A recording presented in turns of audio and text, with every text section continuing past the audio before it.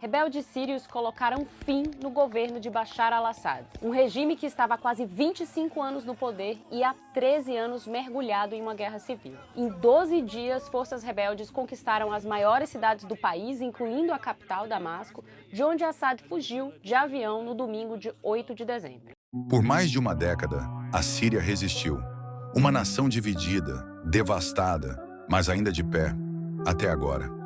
Em questão de dias, um regime que parecia inabalável caiu.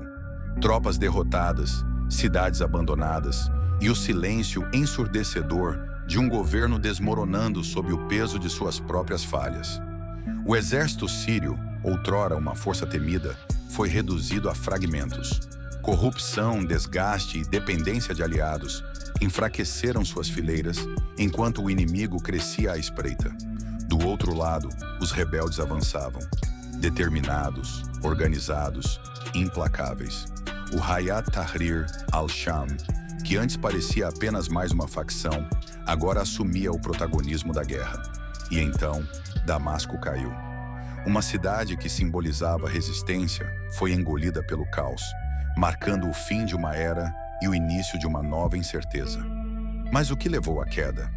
O que transformou anos de controle em pó em tão pouco tempo? Essa não é apenas uma história de guerra. É um retrato da fragilidade do poder, da luta por sobrevivência e das consequências da ambição desmedida. O colapso da Síria não foi o fim de um conflito, mas o início de uma tempestade que o mundo ainda está para entender. A tempestade que varreu a Síria deixou não apenas ruínas, mas também perguntas. Como um exército de centenas de milhares de soldados pôde ser derrotado tão rapidamente? Como um regime que prometia força e estabilidade ruiu em silêncio diante de seus próprios erros? As respostas estão nas trincheiras da história. Anos de guerra desgastaram não apenas os corpos, mas também as mentes. O exército sírio lutava sem propósito, alimentado por promessas vazias de vitória e por recursos que mal sustentavam a ilusão de poder. Enquanto isso, o mundo assistia dividido. Alguns aplaudiam a queda de um regime autoritário, enquanto outros temiam o vazio deixado por sua ausência. Porque o vácuo do poder não traz paz, ele convida o caos. E agora, a Síria, que já foi um símbolo de cultura e civilização no Oriente Médio, é hoje uma terra de incertezas. Famílias vagam sem destino. Milícias competem pelo controle de cidades em ruínas. E a promessa de reconstrução parece cada vez mais distante.